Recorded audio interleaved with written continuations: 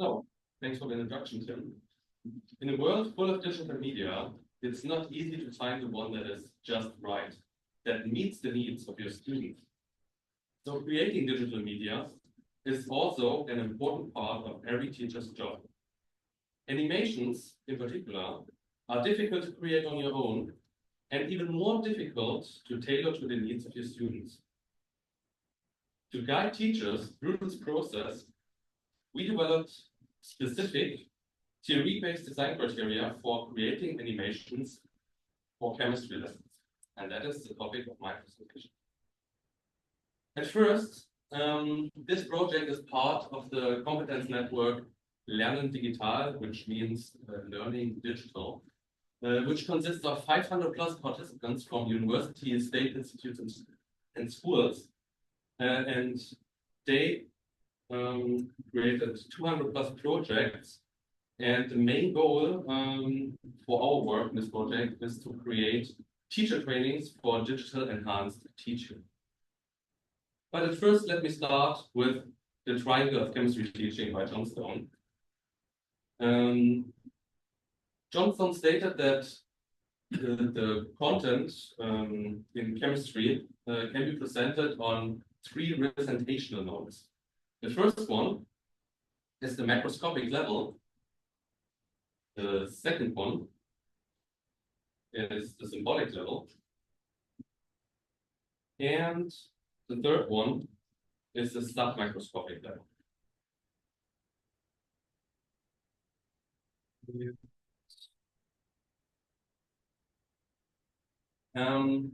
In classic chemistry teaching, you do an experiment which represents the macroscopic level and go straight after that to the creation of chemical equations, and they are on the symbolic level. But this can cause some learning difficulties. So it's essential for chemical understanding that the submicroscopic level gets visualized and connected with other representational modes. And for that reason, animations are a very good tool to do that and show the dynamic nature of chemical reactions on the submicroscopic level. So then we ask ourselves, how can animations be designed? And often I saw 2 different approaches. And the one is that criteria for other media is used. So, for example, there are criteria for learning videos, so they are adapted to animations. And the other approach is that there are criteria for other animation. For example, there are animations for physics, and they get adapted to animation for chemistry. But we ask ourselves, isn't there a way which is more focused on theory? So we have 3 research questions for this project. At first, to what extent can animations be constructed based on theory in such a way that they can be optimally perceived by students? Second, can design criteria be derived from higher level disciplines for chemistry lessons? And third, what aspects do teachers need to consider when using animations in chemistry lessons? And the following research is part of a PhD project, which has the goal to create teacher trainings for animation creation with PowerPoint. And all the animations you see in this presentation are also created with PowerPoint. So to guide you through this presentation, I want to first talk about the scientific background for the criteria catalog. After that, I want to show you in a brief overview the structure of the criteria catalog. And after that, show you just some criteria. And after that, talk about the limits and potentials.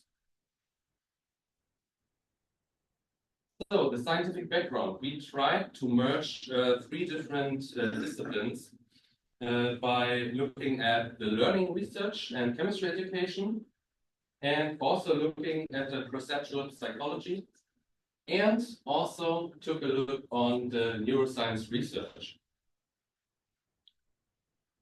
in the learning research and chemistry education, there are some key aspects like misconceptions about chemical processes and also how to embed digital media into a lesson. In the perceptual psychology, there are laws of perception that need to be considered when creating animations. And from the neuroscience research, we saw that the structure of the brain and the sensory organs, as well as the cortical processing pathways, are very important to consider when creating animations. So, all these three disciplines together create the criteria catalog. We reviewed 64 publications with a focus on animation creation and identified a total of 19 different criteria from 10 publications. These 19 criteria form a raw version of the criteria catalog. And we also did one expert interview with a university professor of chemistry education, and there are more to come, and also gathered some feedback from teachers. The structure of the criteria catalog is pretty simple. It's a tabular structure with table headers with main focus. So the main focuses are chemical aspects, learning and teaching aspects, and design aspects. Then the design criteria itself, and also a feature of the animation to check if the criterion is fulfilled or not. After that, there is an explanation from a literature source. And all the criteria are sorted by focus and importance for the image. So don't get scared. I presented all 19 criteria at once. Unfortunately, we can't talk about all. Just to give you a quick overview, I showed them all to you. The next thing I would like to do is to take some criteria and explain them a little more intensively. So the first one, or the third one, an animation is divided into sections, so-called microchunks. I want to show you a negative and positive example, and at first, sorry for the frame rate of the animation, because this laptop is in a Zoom session, so it's not that easy. But that's a negative example of an animation right here.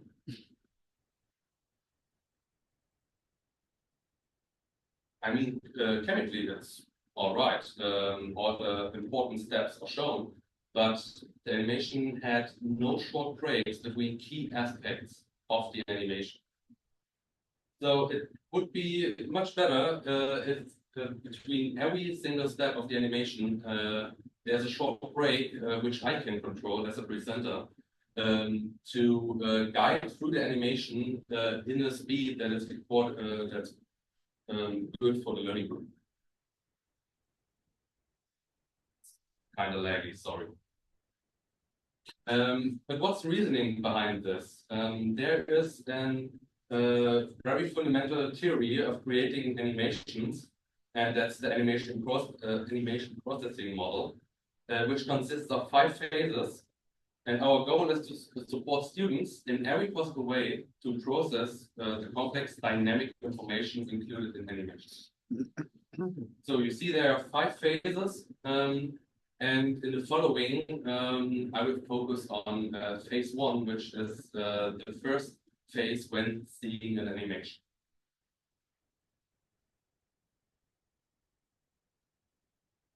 So back to the criterion 3. We can support the learners in the phase 1 by decomposing the continuous flux of information by using those microchunks. And so we are also reducing the cognitive load for the students. And we should especially do short breaks after scenes that involve electron transfer and microscopic, submicroscopic movement. So on to the next criterion, that is number 9.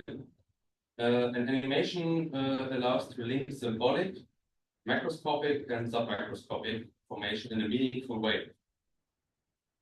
A positive example is when I show an animation and link this in a lesson with real experiments and task about symbolic information.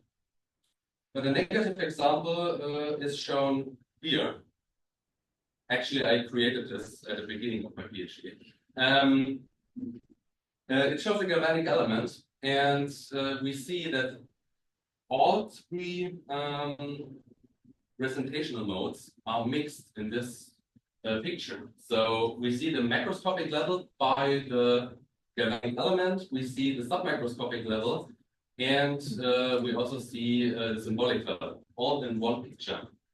And the problem is, when we're mixing these modes together, there can be some misconceptions about the size of atoms and molecules. And I saw in school that some students really think that molecules are this big. And also, students can think that particles carry properties of the substance itself. For example, that copper ions are blue, but only the solutions.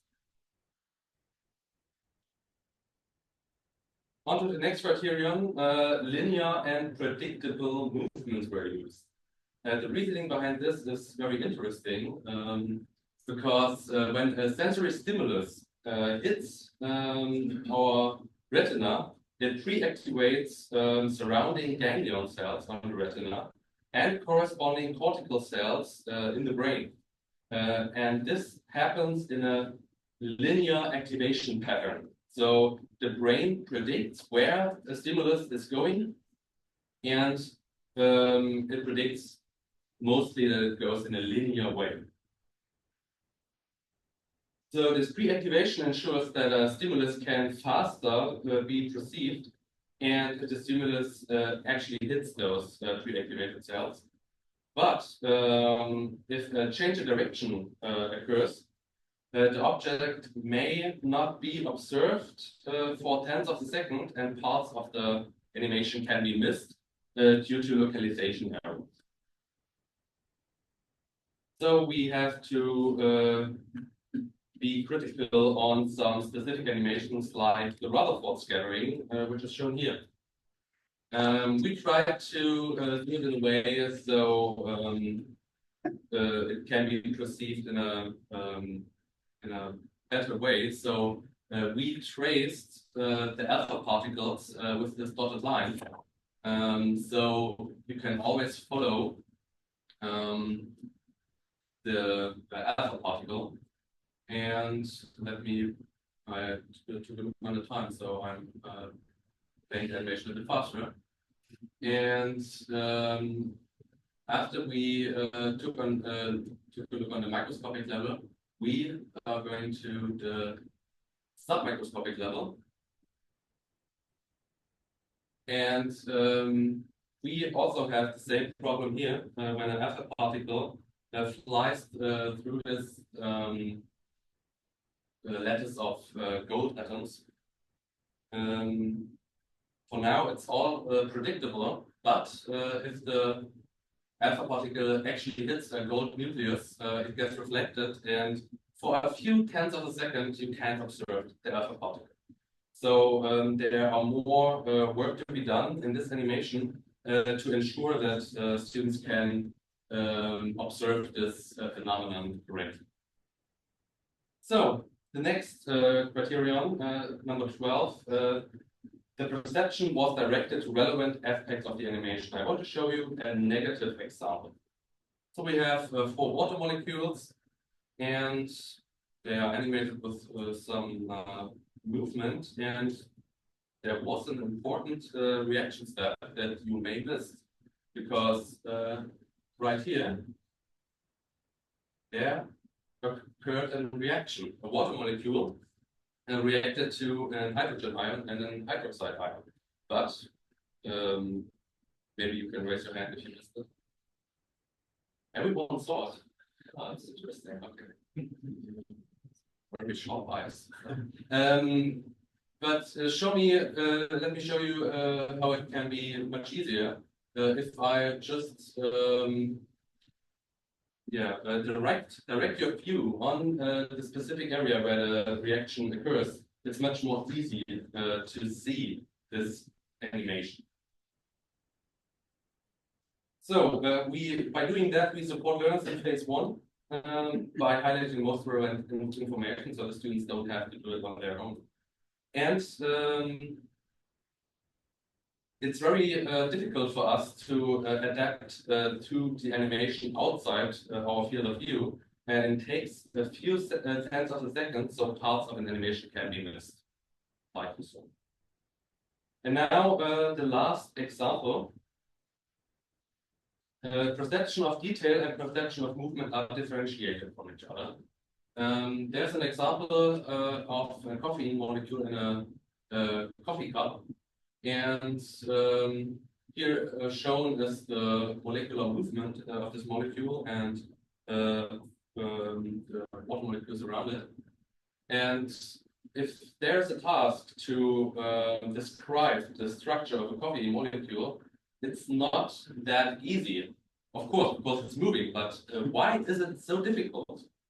And also here the reasoning is quite fascinating. On our retina, we have different ganglion cells. There are p-type ganglion cells which have small receptive fields and are therefore responsible for detailed perception. But there are also M-type ganglion cells which have large receptive fields and are responsible for motion perception. And those two types of ganglion cells have information that were transmitted in different and totally separate paths in the brain and were processed in totally different areas of the brain. So we are not able to link those informations in a meaningful way. So we can only perceive static objects in detail, and so therefore we should not animate text or detailed objects. So I think this is very clear that you should not do it, but I think the reasoning behind this is really interesting. So limits and potentials of this criteria catalog. It can be a basic guidance for teachers to create high quality animations that are supposedly better adapted to the learning group. And they also can be a measuring instrument for assessing the quality of animations. And those criteria can also be transferred to other subject areas, especially in biology. And there is also some interdisciplinary collaboration needs to be done to validate this criteria. And for now, we took an explorative approach. We showed those criteria to 18 teachers and 32 students in a simplified reduced form. And they were able to use those in a discussion about animation creation. And also, those criteria enable a theory-based creation of animation not only for teachers, but also for researchers. And the limits. For now, there's no verification of whether meeting the criteria actually increases the quality of animations. And there's no information on whether the criteria catalog is valid as a measuring instrument. And more detailed studies are needed to the acceptance of these criteria by teachers. And only few animations actually fulfill all of the design criteria, or sometimes intentionally violate them. For example, in the Waterford scattering experiment, it's also a and pedagogical element that students are surprised that an alpha particle just gets reflected on the gold foil in just some cases. So just a quick look back on the research questions. I guess we showed that research question number 1 and 2 can be answered with yes by showing off onto the criteria catalog, but what aspects teachers need to consider when using animations in chemistry lessons needs to be studied more intensively. So this are my literature sources, and I would like to thank the work group of Hand Energy, and also I would like to thank you for your attention.